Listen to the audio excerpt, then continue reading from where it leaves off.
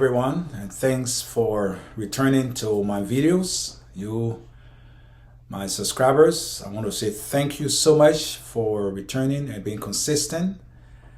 Those of you who are not my subscribers, I want to say thank you for watching my video today, and if possible, kindly subscribe. I would highly appreciate it. I would like to talk to you a little bit about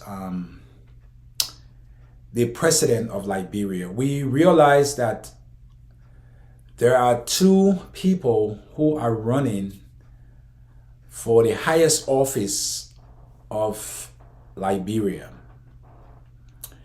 to become president. In Liberia, the presidency is almost like dictatorship. The House of Representatives, the Senate, the judiciary. It should be three branches of government: the executive, the legislative, and the judiciary. But in Liberia, these three branches falls under, for whatever reason, under the executive branch. And it shouldn't be so, because it makes the president look like a dictator and a autocrat. He makes all of the decisions and everybody have to go with it. But I don't think that's how our forefathers planned it to be. They wanted these various branches to have authority of their own, even though working in collaboration with one another, but they are to make decisions, like the legislature, make decisions that governing the country through law, and then the judiciary branch take over the judiciary aspect of the country, and then the executive branch, which is the president being the head of that branch, takes care of the executive part of the country, even though he is the president. And all of them, in essence, fall under him because he is the leader, okay? But he's not the one to dictate to them and tell them what he should do, or make the justice minister his lawyer and have to make decisions for all of these branches. But that's what we see happening in Liberia today. George Weah is a little bit over middle age. He's in the 50s, and I think a lot of us know he's married. He has children. He was a football star. He was, I believe, the only African that have won all of the best soccer recognition in the world. If I'm mistaken, I want you to correct me, because I stand to be corrected. But over the years that George Weah have become president,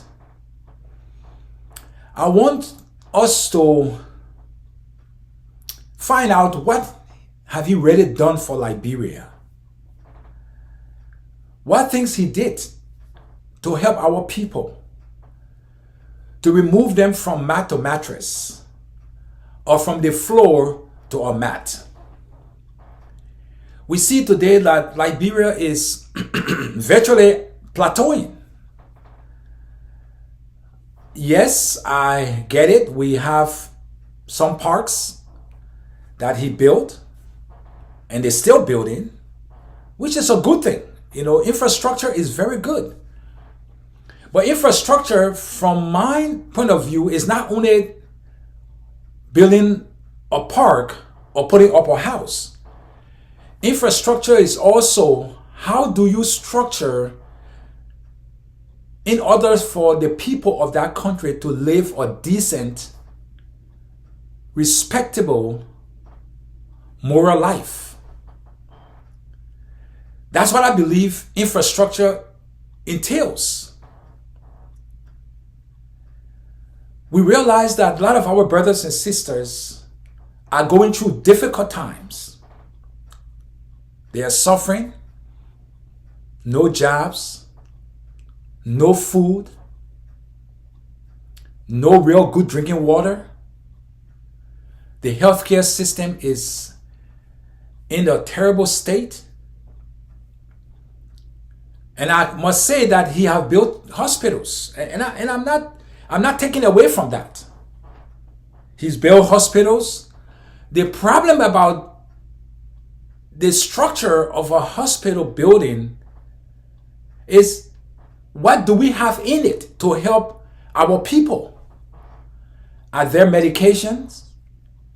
Are there trained medical personnel?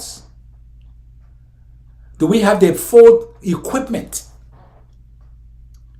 And even if we have those things, it seems like it is only in Monrovia.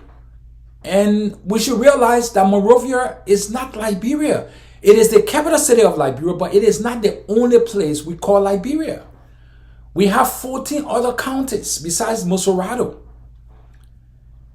So all these good things that is being placed in Monrovia, the dialysis center and JFK and all of that, what's about Sino County? What's about Maryland? What's about Grand Jide, Riverside, Grand Crew? What's about the other counties? Mount Gibby, Bong. Those who get sick in Sino. And we have these things in Monrovia, even though not up to standard. How do they leave Sino to come to Monrovia when the roads are completely cut off? They don't have airplanes to fly from Sino to Monrovia, or helicopters. Even if they had them, they might not even be able to afford it. So, why am I saying this about Mr. George Weah, the president of Liberia? Because the Liberians intend to give him the second chance to go for another 6 years. And so far, he's done some that other presidents never did. He built roads, even though not a whole lot to cover the southeastern section of Liberia and other parts of Liberia. But at least he did something, built some stretches of road here and there. He built the 14th hospital for the military, which is a good thing. We never had that before. He built parks, which we never had in Liberia before, like the parks that he's built. He's putting electricity in various towns, villages, and cities. These are things that we must commend him for. He has done very well, in a way. But no one is perfect. No one is infallible. He has his own shortcomings. Should we at this time, knowing that he's going for the runoff, turn our backs on him because of some other things maybe he did not do very well, or that he planned on doing and he did not meet up with it? And I think it's right to say, let's give him the second round or another term so that he can complete what he started.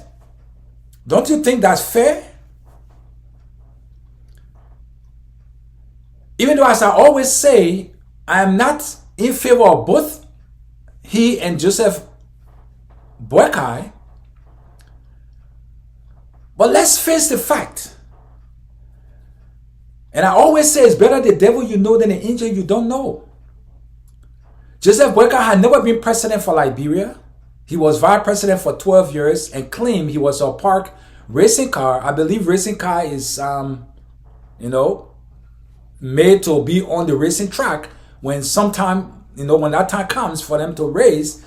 But if he's in the garage and park as a racing car, that's a problem. But George Weah is not a racing car. He's not parked in the garage. We should understand that this man only knew or know how to play soccer. He doesn't know anything about politics. But now he has become a politician. So I think it's fair enough for Liberians to give him the second term. And I want to say, I'm not totally advocating on his behalf, because I know there are so many things that he didn't do that grieved my heart, that hurt me, especially when people were killed. And he was mute. He didn't say anything. I did not hear him say anything about so many people that was murdered in Monrovia, in Liberia. Things goes on in Monrovia, in Liberia, and he doesn't say anything. He just sit and watch. I think a president need to be active. Need to be, a person who will speak out when ills are happening to its people. He needs to take the pulpit, take the radio wave, the media, and speak out. But George Weah, he doesn't know how to do it, or he just doesn't do it.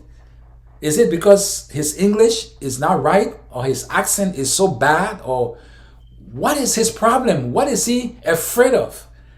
That he just can't stand before the American people and say what he needs to say to help our people grow and be who they should be. George Weah have ruled Liberia for 5 to 6 years, and I don't know how much have been done because schools are still delayed. So we find out that the president of Liberia, Mr. George Weah, maybe could buckle up in the second round, the second term, if he does win. And I believe there's something we can all benefit from, because some of us don't want jobs in Liberia, but we want the country to become a better place. The airport to be revamped, the free ports in Sino, in Maryland, and other parts of Liberia to be reconstructed so that we can get things coming into the various counties and not only through Monrovia. So there is so much that the president can do and could do to help alleviate the burden on the people of Liberia. So I'm not picking sides. I'm only saying what I believe about Mr. Weah.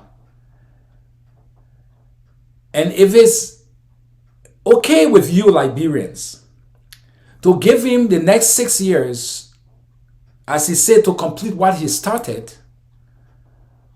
then maybe look into it.